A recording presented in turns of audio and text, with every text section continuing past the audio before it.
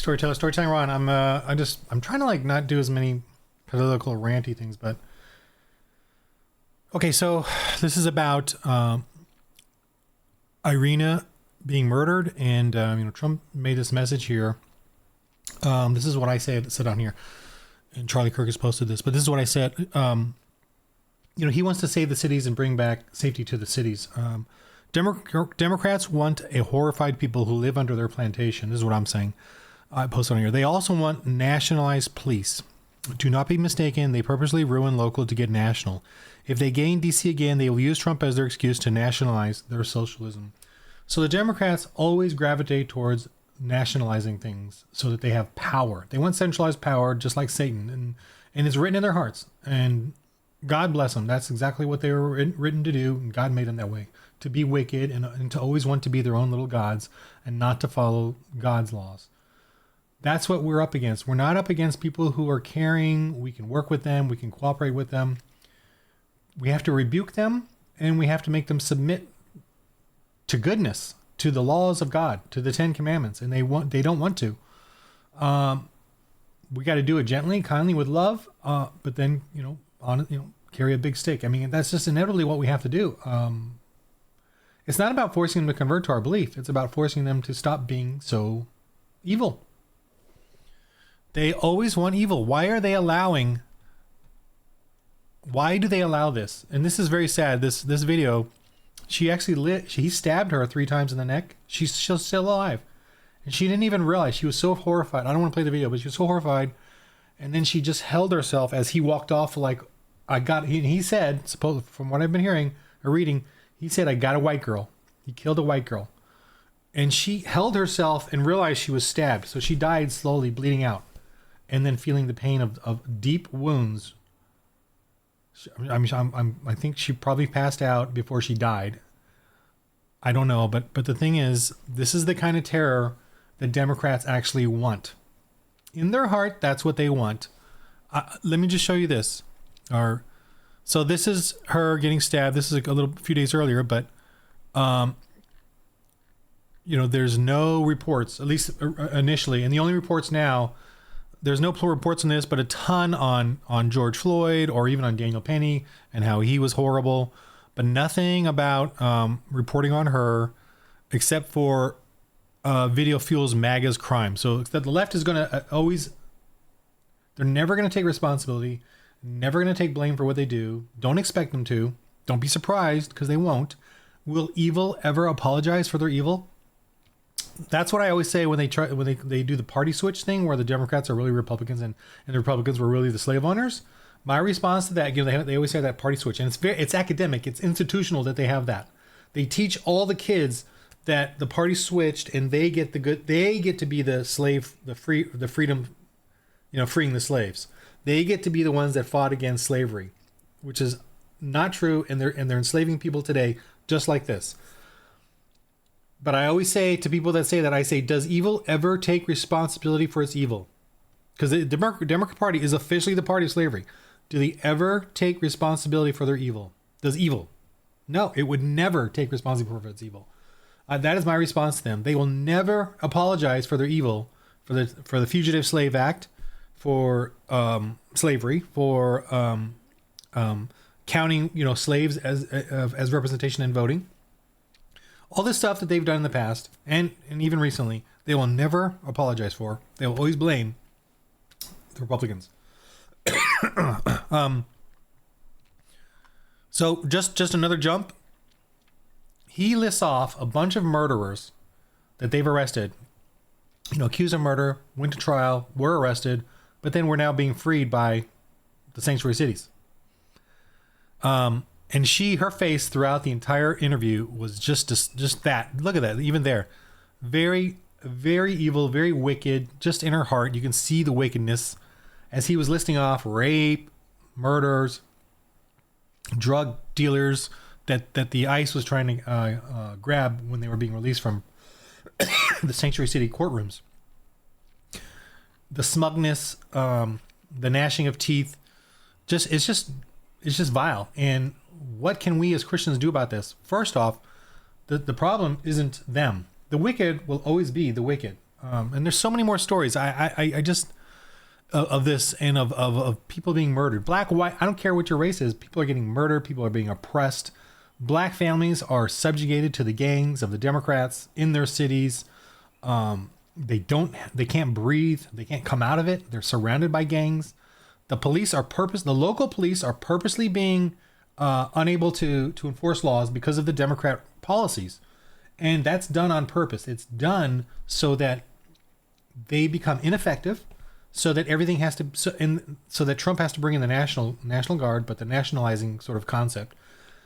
I know Democrats hate Trump and they're complaining about it, but trust me, as soon as they gain power in DC or wherever, they're going to nationalize our police, and they're going to control the nation by central power. That is the National Socialism agenda. They're going to do it. They're aiming for it. They're pretending they hate Trump for doing this, but that's what they truly want. And they always do that. They always chameleon, until they get the power. And they're gonna nationalize the police and their socialism and force us all, if they gain power again, federally. What should Trump be doing? In my opinion, I think what he's doing, I understand. I understand he's like putting a Band-Aid on a grievous wound that the Democrats have purposely caused. The Marxists and Democrats have purposely caused local law enforcement to be ineffective, so that crime is everywhere. Homelessness. Here in Hollywood, there is human shit on every block. Ever since the lockdown, after the lockdowns, and the BLM and all those riots, everything here has turned to shit. I mean, really bad. I remember right before the lockdowns, when Trump's first term, this place was buzzing. All the stores were open. I was feeling a bit of gaiety and kind of selfish narcissism, like in how peaceful everything was. And I'm going to get along with the gays and the liberals, and we're going to have a good time. And I'm going to be a good person as a Christian. I'm going to be a good person. And you know what? I don't have to do anything. I can just go on with my life happily and be a nice person. That's literally the mindset I had when Trump's first term. They were attacking him, but things were going well. And here in LA, things in Hollywood were really, every store was bustling. There were several galleries, right near my house. So that to me is luxury. And when you went out on the street, people were walking around, no big deal. There's no trash, no weeds. Now, here in Hollywood, human shit, weeds growing on the sidewalks everywhere. There's no taking care of anything.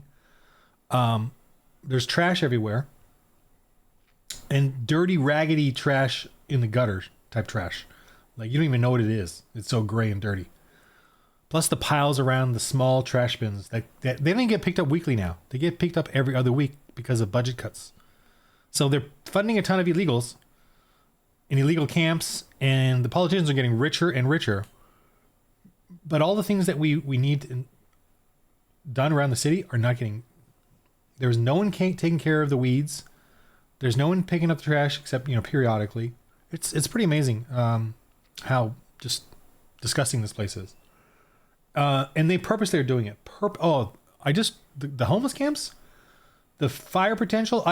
So I was driving my wife. We got a shortcut through the downtown and from her work, and I'm like, honey, do not take this shortcut on your own. Do not just go on the freeway. Do not come through here, because I'm looking at everything. There was homeless camps, fire hazards underneath all the bridges downtown. I mean, it was just ramshackle,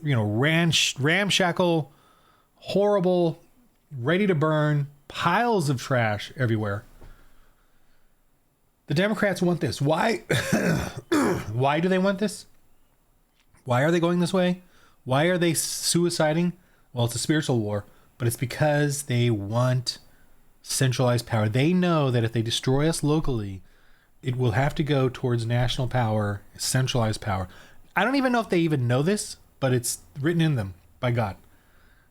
Because the serpent told Eve exactly what evil wants. Evil wants to be their own gods. They don't want to listen to God's laws and rules and 10 commandments. They want to do their own thing.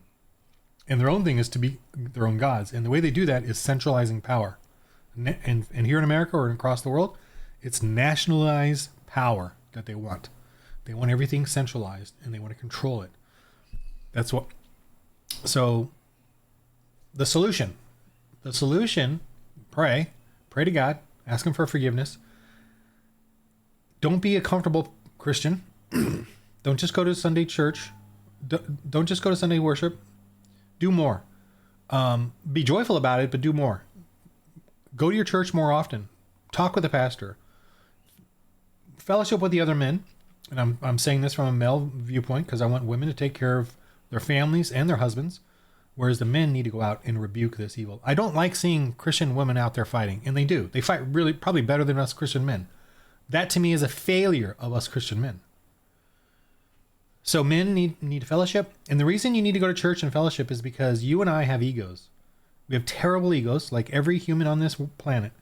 When you go to church and you fellowship with other men, that's men, iron sharpening iron. The fellowship gets us even keeled and more humble in our angry, self-righteous approach to doing things.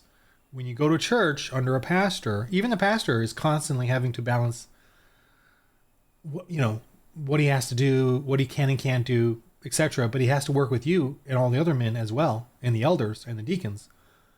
Thusly, you become more even keeled in what you do in your ministry. Don't do your own individual ministry. That is absurd. I'm as well doing my own ministry, and I need to join with a church. The reason you need to join with church is because that's the bride of Christ. Think the New Testament. What is the New Testament? It's the gospel of Jesus, and then Acts to Revelations. What is it about? Church. So what are you doing? It's about Jesus, then it's about church. So what are you doing? You got your own ministry on the side? That's not Christian. You're a good person? That's not Christian either. You go to church on Sundays and you're a good person throughout the week? Not Christian. You talk nice to people and tell them about Jesus? Not Christian. It's not. And I'm going to point at you and me, because I only recently learned this myself. You know what's Christian? Go to church and work through work and take your ministry there.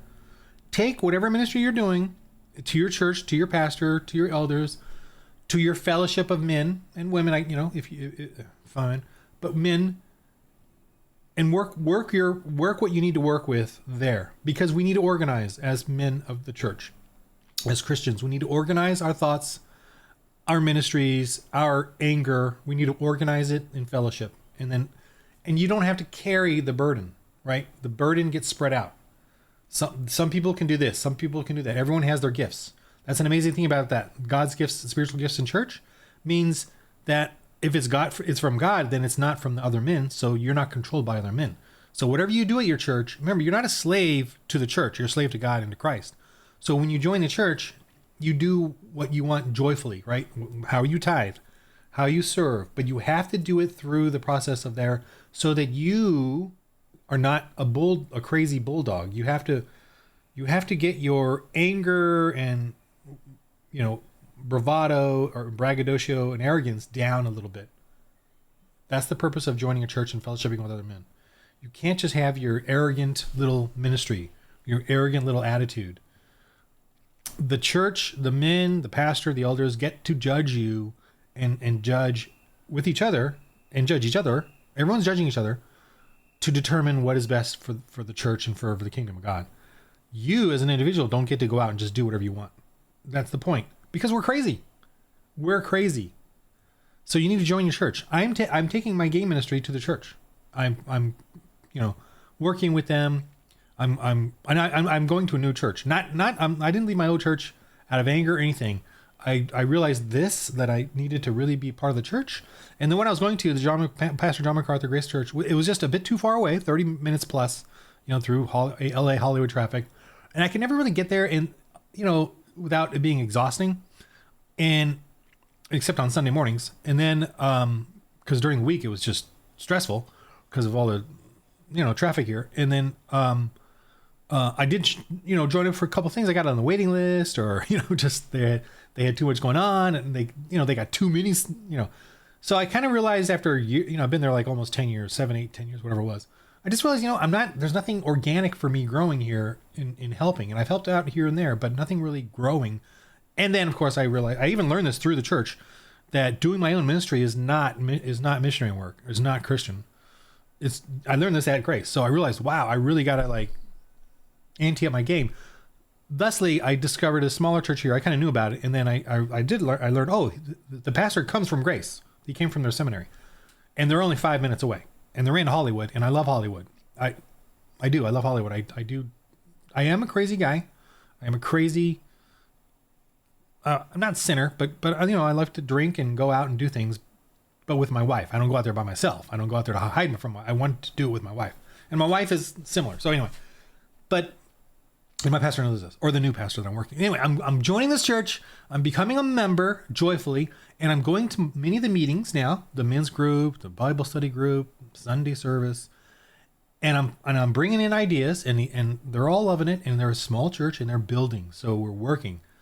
So I'm working with them. I'm becoming a member right now. I'm going through the process. I think I'll make it, and I'm pretty sure. Anyway, next Sunday I got to do another interview process with the deacons. So we're working on that. I'm figuring all that out, but learning patience. I'm learning patience. I have to be patient. I have to work with other men. I can't just do my own Christian, righteous, angry ministry or arrogance. Don't do that. That's not Christian. Go to your church, start your game there, your role-playing game there. Don't do Dungeons and Dragons. Do mine. Do a Christian role-playing game where you're a missionary, you're an evangelist in the game. My game is that, so don't do Dungeons and Dragons. Don't take Dungeons and Dragons to the church. That's ridiculous. Don't take Star Wars. That's ridiculous.